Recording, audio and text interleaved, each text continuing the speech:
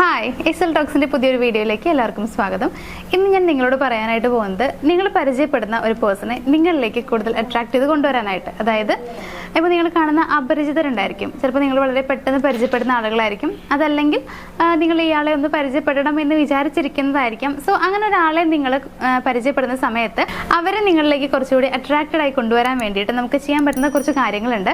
അത് എന്തൊക്കെയാണ് എന്നുള്ളതാണ് നമ്മുടെ ഫസ്റ്റ് പോയിന്റ് എന്ന് പറയുന്നത്. അവർക്ക് കൂടുതൽ ഇൻട്രസ്റ്റ് ഉള്ള കാര്യങ്ങളെ കുറിച്ച് സംസാരിച്ച് തുടങ്ങുക എന്നുള്ളതാണ്.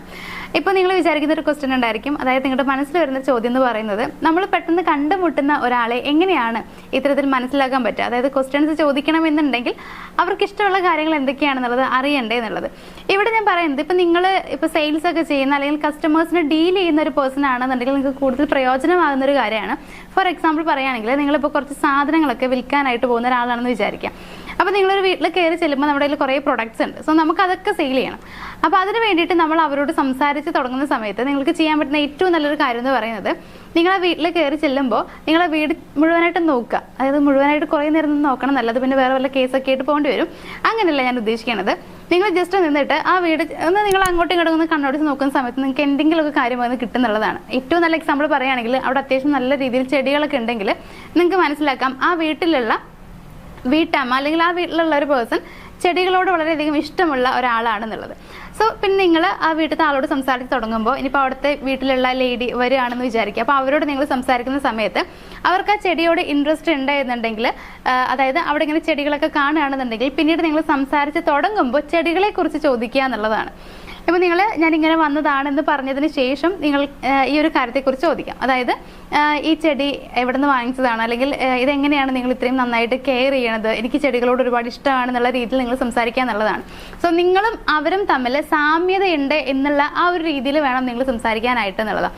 അങ്ങനെ ആവുന്ന സമയത്ത് അവർക്ക് നമ്മളോട് വല്ലാത്തൊരു ഇഷ്ടവും അതേപോലെ തന്നെ ഇൻട്രസ്റ്റും വരും എന്നുള്ളതാണ്. കാരണം ഒരേപോലെ ചിന്തകളുള്ള ആളുകളാണ്, അല്ലെങ്കിൽ എനിക്കിഷ്ടമുള്ള അതേ കാര്യം ഇയാൾക്കും ഇഷ്ടമാണ്, അതേപോലെ തന്നെ നമുക്ക് ഇഷ്ടമുള്ള ഒരു കാര്യത്തെക്കുറിച്ച് ഇവർ നമ്മളോട് ചോദിക്കുന്നുണ്ട്. അപ്പം ഇങ്ങനെയൊക്കെ ആകുമ്പോൾ നമ്മൾക്ക് താല്പര്യം കൂടുതലായിട്ട് വരികയാണ് ചെയ്യുക എന്നുള്ളതാണ്. അപ്പോൾ ഇതേപോലെ തന്നെ നിങ്ങൾക്ക് ഏത് രീതിയിലും അല്ലെങ്കിൽ മറ്റു കാര്യങ്ങളെക്കുറിച്ചും ചോദിക്കാം. അതായത് ഇപ്പോൾ ഒരാൾക്ക് ഇഷ്ടമുള്ളത് വണ്ടികളാണെന്നുണ്ടെങ്കിൽ അത് നിങ്ങൾക്ക് മനസ്സിലാവുകയാണെങ്കിൽ ആ വണ്ടികളെക്കുറിച്ച് ചോദിക്കാം. ഉദ്ദേശിക്കുന്ന കാര്യം ഇത്രയേ ഉള്ളൂ, അവർക്ക് ഇൻട്രസ്റ്റ് ഉണ്ട് എന്ന് തോന്നുന്ന ഒരു മേഖലയെക്കുറിച്ച് അവരോട് കുറച്ച് ചോദ്യങ്ങൾ ചോദിക്കുക എന്നുള്ളതാണ്. ഏത് മേഖലകളിലും കുഴപ്പമില്ല, അവർക്ക് ഇഷ്ടമാണെങ്കിൽ നിങ്ങൾക്ക് ആ കാര്യത്തെക്കുറിച്ച് ചോദിച്ചു തുടങ്ങാം.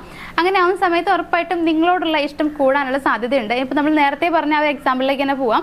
ഇങ്ങനെ നിങ്ങൾ അവർക്ക് ഇഷ്ടമുള്ള ചെടികളെക്കുറിച്ചൊക്കെ ചോദിച്ച് കഴിഞ്ഞിട്ട് നിങ്ങളൊരു പ്രൊഡക്റ്റിനെ പരിചയപ്പെടുത്തുകയാണെന്നുണ്ടെങ്കിൽ അവരത് വാങ്ങിക്കാനുള്ള സാധ്യത വളരെ കൂടുതലാണ്. കാരണം കുറച്ചൊക്കെ പരിചയപ്പെട്ടു, നിങ്ങളോട് ചെറിയൊരു ഇഷ്ടമൊക്കെ തോന്നി, പിന്നെ എങ്ങനെയാണ് വാങ്ങിക്കേണ്ട അല്ലെങ്കിൽ വേണ്ട എന്ന് പറയാമെന്ന് വിചാരിച്ചിട്ട് ഉറപ്പായിട്ടും ഓരോ സാധനം വാങ്ങിക്കുന്നുള്ളതാണ്. അതല്ലാതെ നിങ്ങൾ ഒറ്റയടിക്ക് പോയിട്ട് ഇങ്ങനെ കുറേ സാധനങ്ങൾ എൻ്റെ കയ്യിലുണ്ടൊന്ന് യൂസ് ചെയ്ത് നോക്കൂ, നിങ്ങൾക്ക് അത്രയും പ്രയോജനമാകുന്നൊക്കെ പറഞ്ഞു കഴിഞ്ഞാൽ അവരത് വാങ്ങിക്കാനുള്ള സാധ്യത കുറവാണ്. കാരണം പരിചയമില്ലാത്ത ഒരാൾ വന്നിട്ട് കുറേ കാര്യങ്ങൾ പറയുന്നു, നമ്മുടെ കയ്യിൽ നിന്ന് ക്യാഷ് പോകുന്നൊരു കാര്യമാണ്. സോ വേണ്ട എന്ന് പറയാനായിരിക്കും ഒട്ടുമിക്ക ആളുകളും ശ്രമിക്കുന്നുണ്ടായിരിക്കാം. അപ്പോൾ നേരത്തെ പറഞ്ഞ രീതിയിലൊന്ന് ഫോളോ ചെയ്യുകയാണെങ്കിൽ അവർ വാങ്ങിക്കാൻ സാധ്യത ഒരു 70-80% വരെ കൂടുതലായിരിക്കും എന്നുള്ളതാണ്. അപ്പോൾ ഈ ഒരു പോയിന്റ് ഇങ്ങനെ ഞാൻ പറഞ്ഞ പോലെ തന്നെ കസ്റ്റമേഴ്സിനെ ഡീൽ ചെയ്യുന്ന ആൾക്കാരൊക്കെ ആണെന്നുണ്ടെങ്കിൽ ഒന്ന് പ്രയോജനപ്പെടുന്ന കാര്യമാണ്. സോ അങ്ങനെ ഒന്ന് ഫോളോ ചെയ്യാം. ഇപ്പോൾ റിലേഷൻഷിപ്പിലേക്ക് വരികയാണെങ്കിലും ഇങ്ങനെ തന്നെയാണ്. അവർക്ക് കൂടുതൽ ഇൻട്രസ്റ്റ് ഉള്ള കാര്യങ്ങളെക്കുറിച്ച് സംസാരിക്കാനായിട്ട് ശ്രമിക്കാം. അപ്പോൾ ഏതൊരാളാണെന്നുണ്ടെങ്കിലും ചെറുതായിട്ട് അവരെക്കുറിച്ച് ഒരു ക്ലൂ കിട്ടുകയാണെങ്കിൽ നിങ്ങൾ അതിൽ പിടിച്ചൊന്ന് കയറാനായിട്ട് ശ്രമിക്കുക. അതായത് അവർക്ക് കൂടുതലായിട്ട് ഇതിനോട് ഇൻട്രസ്റ്റ് ഉണ്ടെന്ന് തോന്നുകയാണെങ്കിൽ ആ ഒരു കാര്യത്തെക്കുറിച്ച് സംസാരിക്കാനായിട്ട് ശ്രമിക്കുക. ഇനി രണ്ടാമത്തെ പോയിന്റ് എന്ന് പറയുന്നത്, അവരുടെ പോസിറ്റീവ് വശങ്ങളെക്കുറിച്ച് ഉയർത്തി സംസാരിക്കാൻ ശ്രമിക്കുക എന്നുള്ളതാണ്. ഇപ്പോൾ നിങ്ങൾ ഒരാളെ കണ്ടു കഴിഞ്ഞ് ജസ്റ്റ് ഒന്ന് പരിചയപ്പെട്ട് അങ്ങനെ പോയി, പിന്നെ നിങ്ങൾ അവരെ കാണുന്ന സമയത്തൊക്കെ നിങ്ങൾക്ക് അവരെ കണ്ടതിൽ വളരെയധികം സന്തോഷമുണ്ട് എന്നുള്ള രീതിയിൽ പെരുമാറാനായിട്ട് കഴിയും. ഇതിപ്പോൾ നമ്മൾ ഫസ്റ്റ് ഒരാളെ മീറ്റ് ചെയ്യുകയാണെങ്കിൽ അങ്ങനെ തന്നെയാണ്. നമ്മൾ ഒരാളെ കണ്ട് സംസാരിച്ച് കുറച്ച് നാവുന്ന സമയത്ത് നമുക്ക് അവരോട് ഇങ്ങനെ പറയാം, അതായത് നിങ്ങളെ കാണാൻ കഴിയുന്നത് വലിയ ഭാഗ്യമായിട്ട് തോന്നുന്നുണ്ട്, അപ്രതീക്ഷിതമായിട്ട് കണ്ടതാണെന്നുണ്ടെങ്കിലും നമുക്ക് ഇത്രയും അധികം സംസാരിക്കാൻ കഴിഞ്ഞു എന്നുള്ള രീതിയിൽ നിങ്ങൾക്ക് പറയാം. അതായത് അവർക്ക് തന്നെ ഫീൽ ചെയ്യണം അവരെന്തോ വലിയ സംഭവമാണ് എന്നുള്ളത്. ഒരുപാട് പൊക്കി അടിക്കണം എന്നല്ല ഞാൻ പറയണത്, ചെറിയ രീതിയിലൊക്കെ ഒന്നിങ്ങനെ അവരൊന്നും ബൂസ്റ്റ് ചെയ്യാനായിട്ട് ശ്രമിക്കുക എന്നുള്ളതാണ്. അതായത് ഒരു സെലിബ്രിറ്റിയെ കാണുന്ന സമയത്ത് നമുക്ക് ഭയങ്കര സന്തോഷം ഉണ്ടായിരിക്കില്ലേ, അയ്യോ ഇങ്ങനെ കണ്ടു, അവരെ കണ്ടു, ഇവരെ കണ്ടു എന്നൊക്കെ നമ്മൾ കുറേ ആളുകളോട് പറയാറുണ്ട്. അതേപോലെ തന്നെ അവരെ കാണുമ്പോൾ നമ്മളൊരു ഹായ് കൊടുക്കാൻ ശ്രമിക്കാറുണ്ട്. അപ്പോൾ ഇങ്ങനെയൊക്കെ നമ്മൾ ചെയ്യും എന്നുള്ളതാണ്. അപ്പോൾ ആ രീതിയിലുള്ള ഒരു സന്തോഷം നമുക്ക് അവർക്ക് കൊടുക്കാനായിട്ട് കഴിയണം എന്നുള്ളതാണ്. അതേപോലെ തന്നെ നല്ല കോംപ്ലിമെന്റ്സ് നിങ്ങൾക്ക് ഇവിടെ അവർക്ക് കൊടുക്കാം. അതായത് ഇപ്പോൾ അവരുടെ ഡ്രസ്സിങ്ങിനെ കുറിച്ചോ അല്ലെങ്കിൽ ഏത് രീതിയിലാണെങ്കിലും നല്ല കോംപ്ലിമെന്റ്സ് കൊടുക്കുകയാണെന്നുണ്ടെങ്കിൽ ഉറപ്പായിട്ടും അവർക്കത് കൂടുതൽ ഇഷ്ടമാകുന്നുള്ളതാണ്. ഇപ്പോൾ ഏതൊരാളാണെങ്കിലും നമ്മളെ ഒരാൾ പൊക്കി പറയുകയാണെങ്കിൽ നമുക്ക് ഇഷ്ടമാണ്. അപ്പോൾ നമ്മുടെ ഏത് കാര്യത്തെക്കുറിച്ചാണെന്നുണ്ടെങ്കിൽ പോസിറ്റീവായിട്ടാണ് സംസാരിക്കണമെന്നുണ്ടെങ്കിൽ നമുക്കത് ഇഷ്ടമാണ്. അപ്പോൾ ആ രീതിയിൽ സംസാരിക്കാൻ ശ്രമിക്കുകയാണെന്നുണ്ടെങ്കിലും നിങ്ങളെ അവരെ മറക്കാതിരിക്കാനുള്ള സാധ്യത കൂടുതലാണ്. അതേപോലെ തന്നെ നിങ്ങളോട് ഇഷ്ടവും കൂടുതലാവാനുള്ള ചാൻസ് ഉണ്ട് എന്നുള്ളതാണ്. സോ അവരെ കാണുന്ന സമയത്ത് പോസിറ്റീവായി സംസാരിക്കുക, അവരുടെ പോസിറ്റീവായ കാര്യങ്ങളെക്കുറിച്ച് സംസാരിക്കാനായിട്ട് ശ്രമിക്കുക. ഇനി മൂന്നാമത്തെ ഒരു പോയിന്റ് എന്ന് പറയുന്നത് ഒരു കോണ്ടാക്ട് ഉണ്ടാക്കിയെടുക്കുക എന്നുള്ളതാണ്. അപ്പോൾ നിങ്ങൾ പരിചയപ്പെട്ട് കഴിഞ്ഞു എന്നുണ്ടെങ്കിൽ നിങ്ങൾ നല്ല രീതിയിലുള്ള പരിചയമാണെങ്കിൽ നമ്പേഴ്സ് ഒക്കെ കിട്ടാനുള്ള സാധ്യതയുണ്ട്. അങ്ങനെയാണെങ്കിൽ ഒരു കോൺടാക്റ്റ് ഒക്കെ മെയിൻറ്റെയിൻ ചെയ്യണത് നല്ല കാര്യമാണ്. ഇപ്പോൾ നമ്മൾ ഫോൺ നമ്പർ തന്നെ വാങ്ങണമെന്നൊന്നുമില്ല. ഇൻസ്റ്റ ഐ ഡി ആണെങ്കിൽ ഇൻസ്റ്റ ഐ ഡിയിലൂടെയും നമുക്ക് ഇത്തരത്തിൽ അവർക്ക് മെസ്സേജ് അയക്കാം എന്നുള്ളതാണ്. ഞാൻ നല്ല രീതിയിലുള്ള റിലേഷൻഷിപ്പുകൾ അതേപോലെ തന്നെ കുഴപ്പമില്ലാത്ത രീതിയിലാണെങ്കിൽ മാത്രം ഈ ഒരു കോൺടാക്ട് ചെയ്യണം എന്നാണ് പറയുന്നത്. അപ്പോൾ അങ്ങനെ ചെയ്യാനായിട്ട് ശ്രമിക്കുക. ഇപ്പോൾ ഒരാളെ കണ്ട പാടെ പോയിട്ട് എനിക്ക് നിങ്ങളുടെ നമ്പർ തരുമെന്ന് ചോദിച്ചിട്ട് നമ്പർ വാങ്ങിച്ചിട്ട് പിന്നെ അടി വാങ്ങിച്ചുകൊണ്ട് വരരുത്. ഞാൻ അങ്ങനെയൊന്നല്ല ഉദ്ദേശിക്കുന്നത്. കുഴപ്പമില്ല, ഒരു ഫ്രണ്ട്ലി റിലേഷൻഷിപ്പൊക്കെ ആവാനായിട്ടുണ്ട് എന്ന് തോന്നുകയാണെങ്കിൽ നിങ്ങൾക്ക് നമ്പർ ചോദിച്ചാൽ തരും എന്നുണ്ടെങ്കിൽ നമ്പർ ചോദിക്കാം. അങ്ങനെയല്ല എന്നുണ്ടെങ്കിൽ ഇപ്പോൾ ഈ പറഞ്ഞ പോലെ ഇൻസ്റ്റയിലൊക്കെ മെസ്സേജ് അയച്ചാൽ കുഴപ്പമില്ല എന്നുണ്ടെങ്കിൽ അങ്ങനെയൊക്കെ നോക്കാം എന്നുള്ളതാണ്. അപ്പോൾ എന്നിരുന്നാലും ഇങ്ങനെ മെസ്സേജ് ഒക്കെ ഒന്ന് അയക്കാൻ വേണ്ടി ശ്രമിക്കാം. ഇനി മെസ്സേജ് അയക്കുന്ന സമയത്ത് നമ്മൾ ശ്രദ്ധിക്കേണ്ട ഒരു കാര്യം എന്ന് വെച്ച് കഴിഞ്ഞാൽ നിങ്ങളൊരു 2-3 ദിവസമൊക്കെ വളരെ നന്നായിട്ട് മെസ്സേജ് അയക്കുക എന്നുള്ളതാണ്. നല്ല രീതിയിൽ അങ്ങോട്ടും ഇങ്ങോട്ടൊക്കെ നിങ്ങളുടെ വിശേഷങ്ങളും കാര്യങ്ങളൊക്കെ ചോദിച്ചിട്ട് മെസ്സേജ് അയക്കാം. പിന്നീട് ഒരു 3-4 ദിവസം കഴിഞ്ഞ് കഴിയുമ്പോൾ ഒരു 2-3 ദിവസത്തേക്ക് നിങ്ങൾ യാതൊരു മെസ്സേജും അയക്കാതിരിക്കുക എന്നുള്ളതാണ്. ഒരു കോണ്ടാക്റ്റും ഇല്ലാതിരിക്കുക. അപ്പം ഇങ്ങനെ ഇരിക്കുമ്പോൾ ഉറപ്പായിട്ടും അവരുടെ മനസ്സിൽ എന്താണ് സംഭവിച്ചത് എന്നറിയാനുള്ള ക്യൂരിയോസിറ്റി ഉണ്ടായിരിക്കും എന്നുള്ളതാണ്.